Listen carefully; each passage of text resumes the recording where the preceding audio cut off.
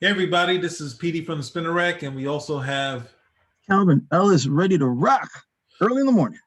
today we're talking about the Falcon and Winter Soldier episode 5, the penultimate episode to the end. Cal, do you want to give us an overview of this episode? Well, okay. So when we last left our heroes, John Walker went full nut bar, killed somebody because they killed his best friend, the black best friend, Lamar Hoskins. That being said, Bucky and Falcon can't let that slide, so now they got to reclaim the shield. Okay, and John Walker has to stand for his crimes. One thing's going to lead to another, and you're going to enjoy it. Okay, so in this, one of the things that's been kind of glossed over in from this episode to the other with the John Walker hate is that basically Lamar Hopkins has been totally forgotten in his death and or Carly's plans for episode 4. That her plan was to kill John Walker. So had he not had the super soldier serum, they would have succeeded immediately. And that's with the shock when he bends the pipe where we look at it, it's like, oh no, he went bad and shot took the thing. Those guys are looking at like, oh, we're not going to have, as Carly said, we're going to kill Captain America. That's what she said. So somehow in this episode, they did the smart thing to sort of not say anything about Battlestar. Just let's not even remind you of it, not talk about her crimes. Just get to her at some point later in the thing and show her plight. Now, she did something interesting where she highlighted something on her phone and it looked like it activated people. It wasn't actually her team. She was able to activate a lot of people at once, but they kind of glossed over this killing. And then the idea that Falcon and the Winter Soldiers are the one to claim the shield is kind of ridiculous to me. I mean, as their own decision to claim it, you need to, I guess you can say that you feel they're in the rights because they connected with Captain America. But then this show, they've kind of decided that the shield is not property of the USA, like in the comic books. They've decided that it's, Cap was a free operative and he could do whatever he wanted. Whereas in the comics, under a couple of writers, Englehart and Mark Grunwald, they both sort of, and Mark Waid too. Mark Waid also. They both saw it as, that it was a government-sponsored program, and everything that's involved in it was there. So ultimately, in this episode, is the day in the life episode where they kind of regather. You have your human moments, and I'm usually all for human moments, but there's a saying that I think it was a Jim Shooter says, it's like it's great to do day in the life episodes. If it's the day they created penicillin and having not to sort of be like this is the lead up to it. It's sort of like the montage in the Karate Kid as an episode, or the win in Rocky 2, where the whole part where Rocky is in the hospital, what's the name, is training, not Clover, Apollo Creed is training, and then then Rocky's baby, his firstborn, is born, and he comes to the hospital and like, Adrian, I could just get out of that fight. And they say, no, Rocky, win. What? Then me as the audience, what are we waiting for? Get to the important stuff. So this episode was not as satisfying, even though I'm usually like the human moments. There was so much heavy stuff going on because the U.S. government was supposed to take over the search for Carly and the Flag Smashers, and nothing was done.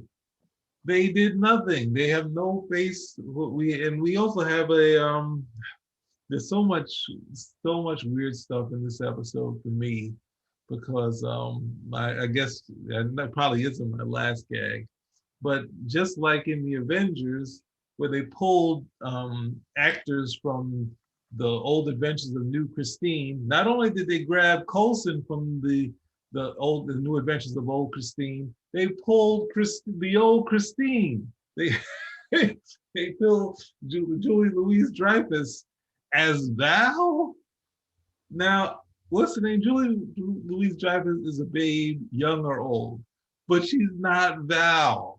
She is not Val from Shield. But they're going on that line of humor. So the next character that's going to be introduced in there is going to be Wanda Sykes. She'll be in the Doctor Strange thing. There's some sort of wacky character. So this one episode was um, sort of disappointing for me. It was just sort of the lead up to the big climax, and you can see in a lot of dramas, even like what's that thing, The Sopranos, they would kind of give you something big in the penultimate episode, and once you get to the finale, they would have something else. They would be quieter, and then at the end have something big. So I mean, this was him turning into Captain America or whatever he is under that when it in that box from the what's the name from the Wakandans. And I really feel that Bucky and Falcon need to pay for the breaking who's that guy, breaking Zemo out of jail. Like passing him off to the Wakandans isn't really a necessary trade from breaking them out of was it, I guess wasn't it not sure where the prison was, but maybe the laws say, hey, wait, we really have no oh my gosh, why is our boy Mars calling right now? Well, keep going. So what do you have to say now? What can I say? We're on different sides of the ship this week. I enjoyed it from start to finish. I agree with some of the points you made about, well, they did.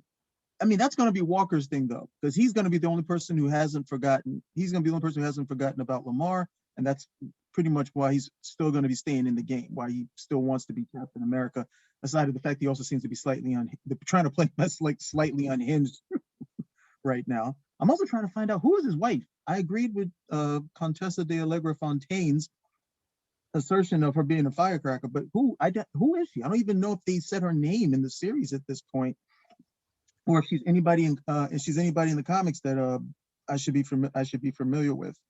But again, this is still, I mean, this has been the hero's journey slow version, with Sam refusing his call that at the end of the day, there's no setup for this to go any other way than for you to be Captain America.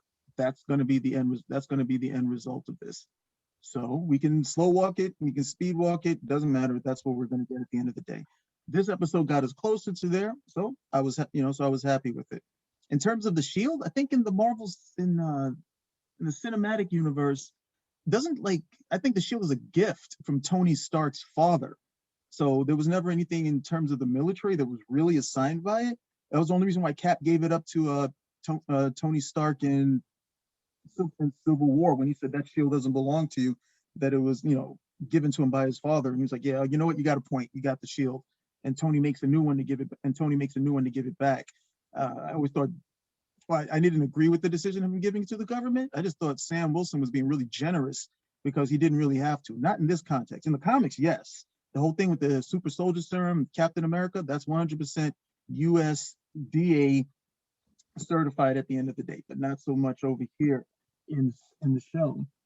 No, I Well, thought that would be the whole identity. The whole identity would be if you say he can keep the shield, that whole identity would still be under the U.S. government. If you say he can keep the shield, and but then they would have to, he's party to, breaking Zemo out, and I guess it's only if Zemo was in some sort of Turkish prison or something like that we can say that. But I don't think he was. I think wiggle room on the Zemo breakout.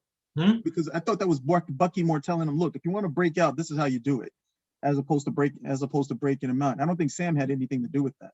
So I'm saying being party to it doesn't leave you, when you're doing all that stuff with him exiting, you can't necessarily go to the police and say, I wasn't involved, like the way the person was saying who killed, like the party to the death of Lamar. You don't really get to say when you're involved in the crime, you don't get to say, you know what, I wasn't the actual person. Like they got citing you exiting with Zemo and all that stuff.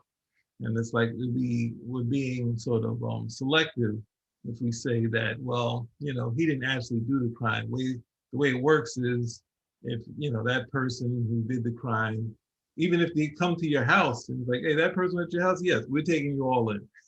Wait, I didn't do anything. I didn't even know he did. Nope, you harbored, you did this, that sort of thing. It's kind of the way the laws work. They at least have to take you in, talk to you about it, and then they'll decide, hey, if they were that strict, well, I don't know. It's one of those things where the government kind of, is playing to the audience and not sort of playing to what would actually happen, to be like they would want some sort of retribution for Lamar. It wouldn't be just like, oh, this guy was killed, you know, we taken over, but they do nothing. They did absolutely nothing. And there's a cool thing where Carly has this thing where she can activate people. Maybe she should have activated people closer to the I guess that summit that they're having. But it's just a way to sort of get the audience to not kind of look at her in a bad way, because they kind of get this nice gap where you don't talk about it, you don't recognize it. Falcon will probably say it in a line of dialogue, but this whole thing with it was just one of those things where it was just, I can't not say it's dull, but it's just the elements that are in the background that are weighing heavy on the show are kind of being tossed away. And even who's that guy? Even with Bucky kind of being, hey, I'm going to do some good because he did this, and we take what's name to jail, when it's just like, uh, we take the Wakanda. It's like, with the chance of him getting free there and utilizing all their stuff, like, come on, this is a villain. It'd be almost worse. I mean, if you're going to be critical there, they're introducing these characters because they want to use them again, and so they're being introduced, but they're not, in a way that's not necessarily feasible towards the story. That Zemo is an issue, and then you're going to put him from one place to someplace else where he can not only be an issue, but he can access more weaponry or more technology to be an even bigger issue. Carly, the problem I have with Carly is, again, they don't, at this point, it's obvious they want to use this character's got more coming than we think, but then it's still very unsteady as to what the direction is. At one point, you could go with the whole, freedom fighter type of aspect until she plants that bomb and kills people.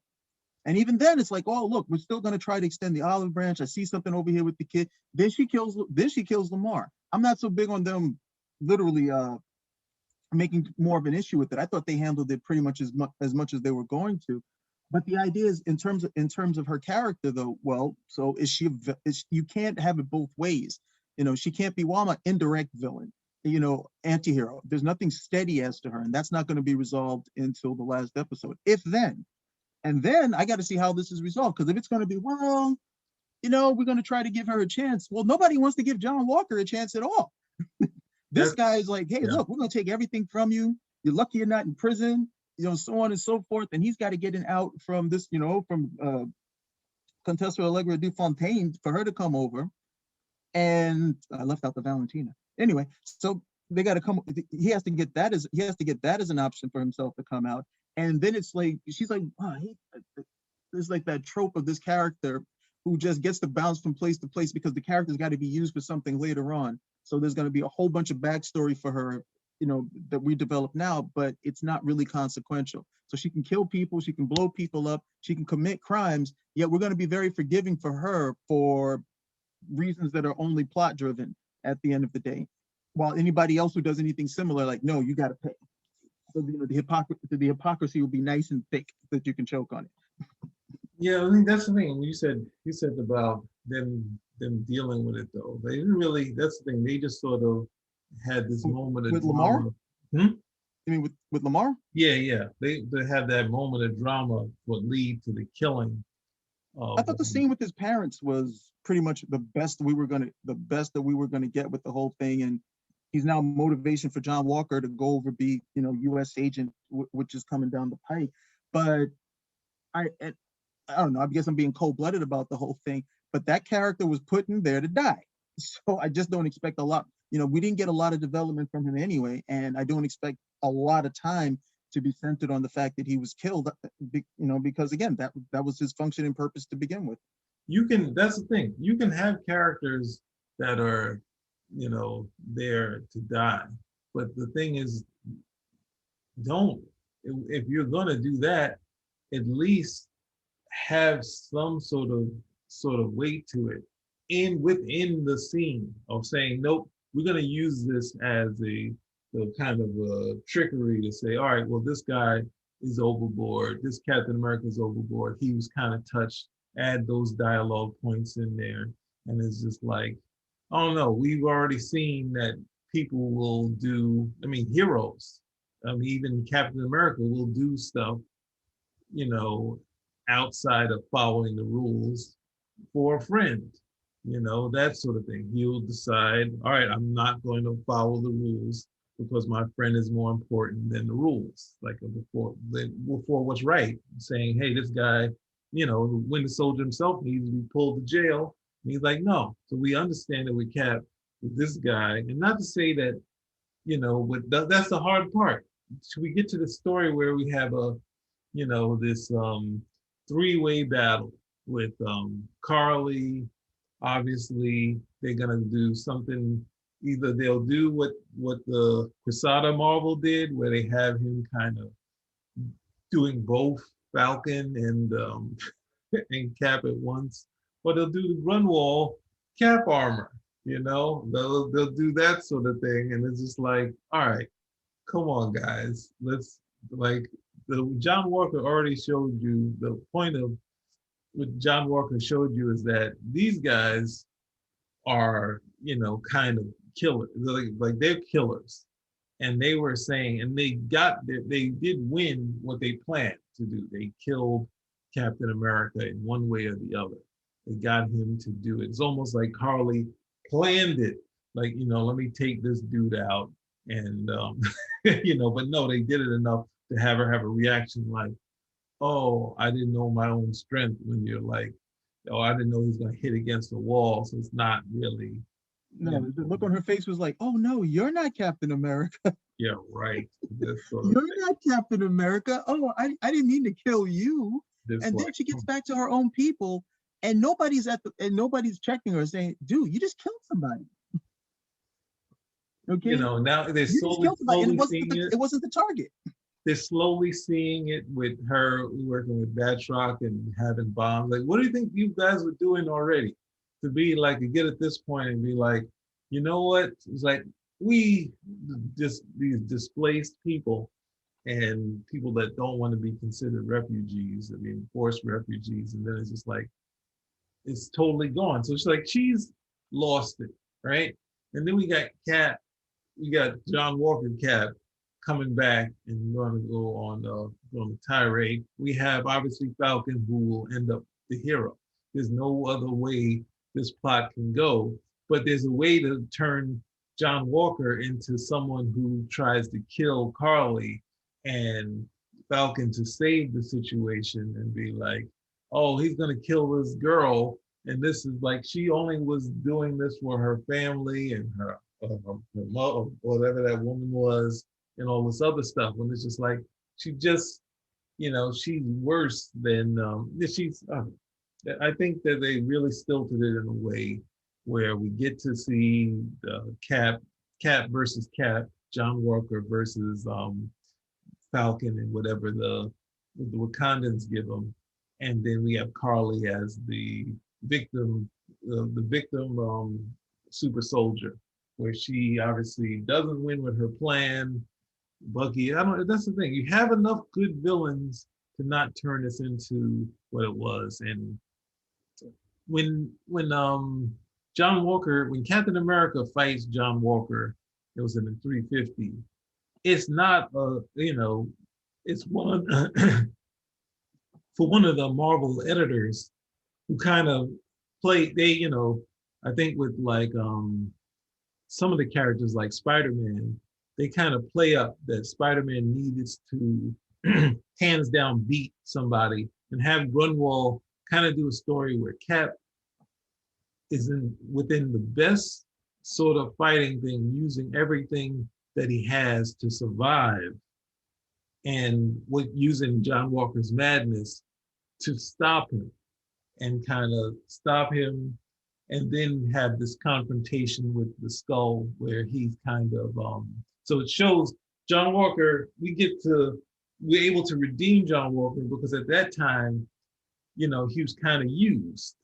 He did some things wrong. He killed someone. At that same time, Tony Stark killed someone as Iron Man by the classic Iron Man team. So it wasn't that I think he killed a villain.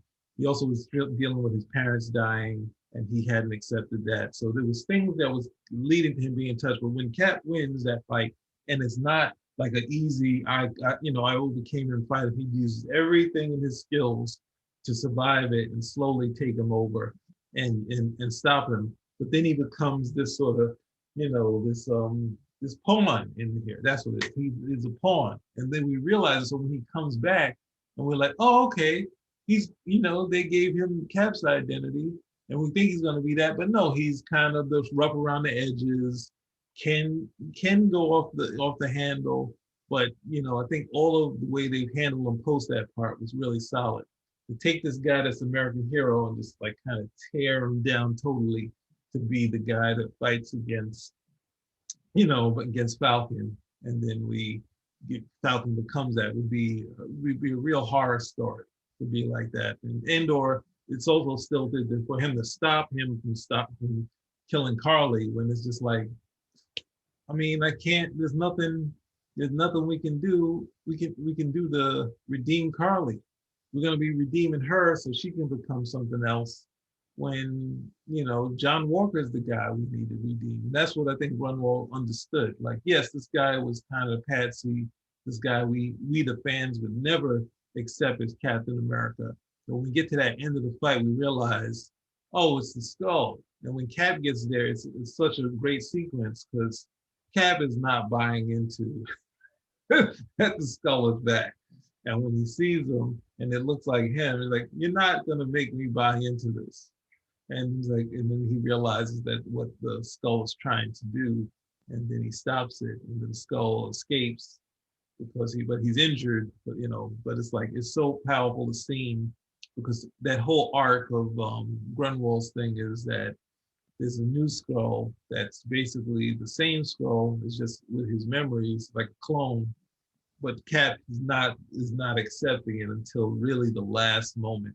It's some of the best writing he did on that title. So it's really hard to see them take this, do some interesting things with John Walker, and then go a different way, go the classic power corrupts thing, which I think everything turns into that. If you turn something TV, even Phoenix wasn't a power corrupts. Phoenix being seduced, and then you find out, oh, Pandora's box is some of this other cosmic crazy thing. No, Jean just went crazy. That sort of thing, where they soften it and turn it into a mess. So that's the hard thing for me. But that's a well done episode. It would have been when I say that statement of what is it when I say a day in a life is great because the day you created penicillin. That I append that with unless it's George Perez.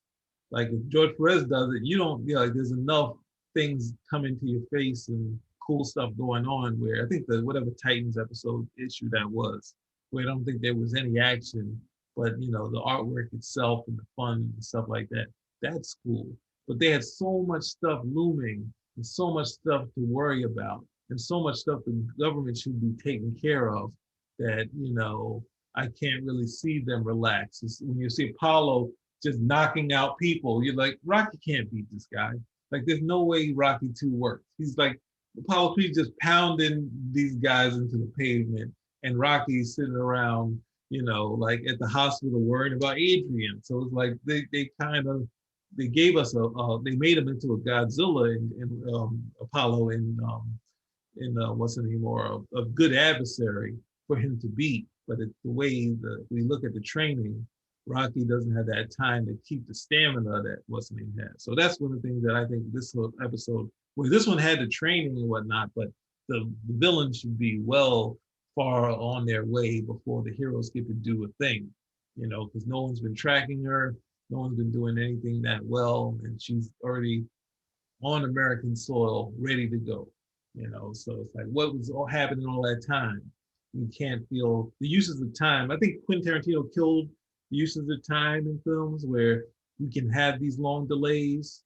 I think especially in Pulp Fiction, they kind of did that, but the audience goes for it now. So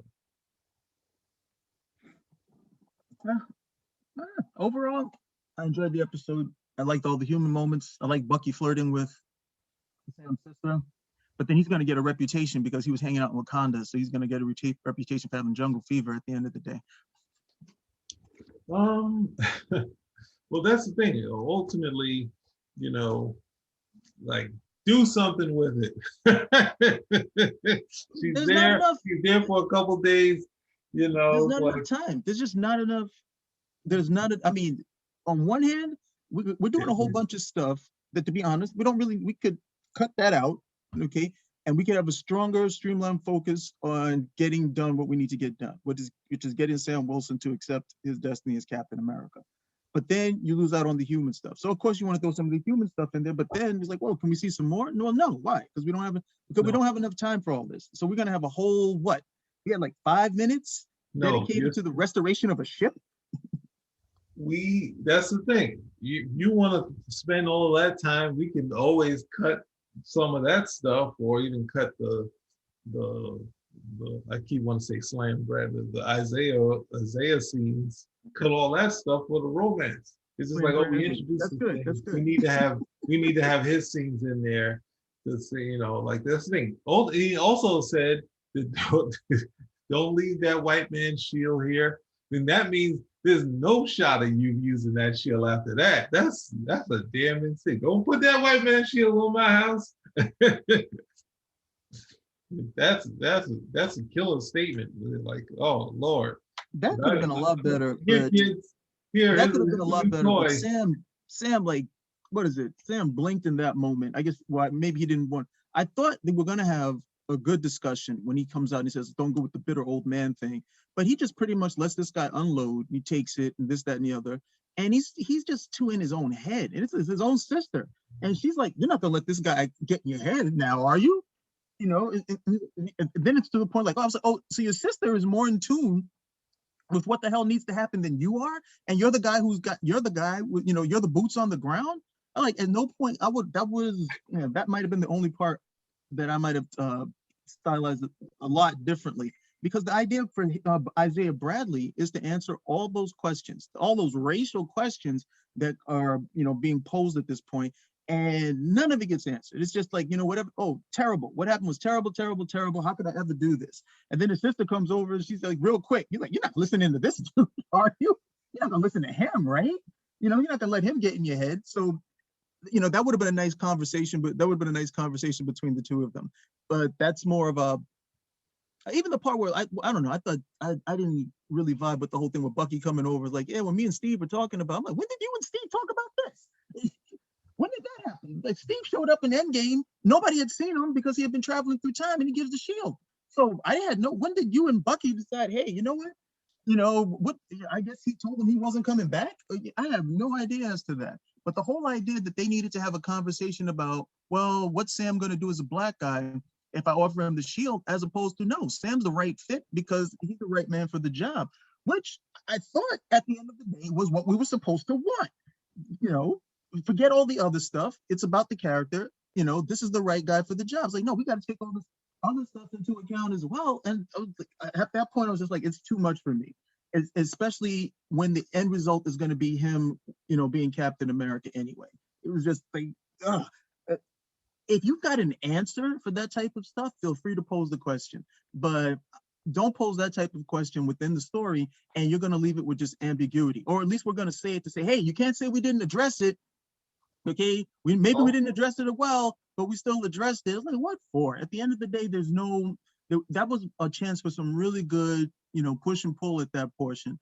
And so at least within the story, Okay, you don't necessarily going to answer all the social ills that come along with racism in reality, but in the story you could answer you can answer that question towards these particular characters. And do we do it? No, we don't do that. Well, that's it. I mean, that's it. You can just X out all of that stuff and go into some romance. He's over the house. Get rid of all those scenes. If I'm saying we're wasting all this time doing nothing, and I'm saying I wouldn't normally say that because I mean, there can be some regrouping, but then it's just like a lot of stuff has to happen. He's like, making calls on the phone, like the whole the whole spending time saying that we're not partners, and of course he's coming back at the end, part type of thing, to show, hey, Captain stand on his own, but at the same time, we're gonna have all these other characters show up except for. What about the training? What about the training montage? He was doing push-ups, man. Yeah, that's come on. Just like he already was yoked. We see him in the whole. You got to get in Captain America shape. You got to be able to flip and He was throw that already shit and catch it. the whole episode. He's Captain America shape. He's like walking around, and it's like, okay, a couple of times where he's that was indecisive. That was indecisive Captain America shape. Now he's decisive Captain America. So we got to, we got to do some more running. We got to put some miles on. Come on. I think so. Got to keep on walking. It was literally thing win. Da, da, da, da, da, da. It was totally Rocky too. And it was like, and then there was no freaking song for Lamar in this. It's been a long time without you, my friend. There's a moment when I see you again. Like, come on, they don't get nothing. They're not gonna do nothing for them. The American people are not gonna do nothing for Battlestar. Whatever Marvel universe, the person's gonna die. Like, yeah, that's the thing. Go to Usual Suspects, right? The thing is, who's that guy? That's that guy. Benicio del Toro. His character is set there to die. He's the most memorable character in the movie. He already knew that his character was there to die, so he came up with an angle for it. Then his scenes are all funny, all memorable. And what do they say? They find him, they tell him where the body is, and who's that guy? The Baldwin guy. He's like Stephen Baldwin, his best line ever. And he's like, no, now we gotta bury him.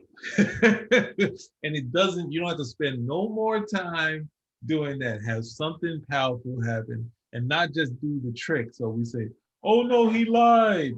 When he could have easily said to his parents, is like, I wasn't able to get the person who killed him, but I'm tracking them, and he was definitely involved. He was involved in ultimately trying to kill me at the same time, because it's like, let's not skip over what the plan was. And the plan B was that they ultimately killed Captain America. Does Walker realize the person he killed is not the person who killed Lamar? Or is he just like, does he actually realize that? Or does he think that was the guy, or he doesn't? No, he knows he's looking for the girl, because he was saying, yeah, where's the girl? And then that's when he went and flipped out. So he knows that wasn't the guy. And it was that scene where he said, it's not me. It's like when those people, when you get jumped and there's one, and you remember the guy, you catch up with one of the guys you saw there. He said, it wasn't me. Or you're not the guy who stole the thing. It was like, yo, it's the same like, the Malice in the Palace, when Ron Artest, when you hanging out and you standing next to the guy that threw the cup, and you're not saying, and you don't say it was, you see him running, you say it wasn't me at the first part, you don't say afterwards, you get punched and beat down, like, I didn't throw the cup. Like before, your attitude needs to be, no, yield beforehand. Say, I will get you her. I will get her right now. Your friend died. That wasn't the plan. We were planning to kill you. Our plan was to kill you. Let's go, and I will show you where she's at. I give up. That wasn't our, because he was doubting the plan all the time. He's like, no, I don't know if we should do this, but nope, that ain't it. But they play to our emotions, say, oh, he lied, he's going crazy. When the soldier said he was already crazy, yeah, you would know. You definitely would know. But anyway, well, let's see what this final episode brings us. We got to see what happens with now the whole, and also the whole power broker thing.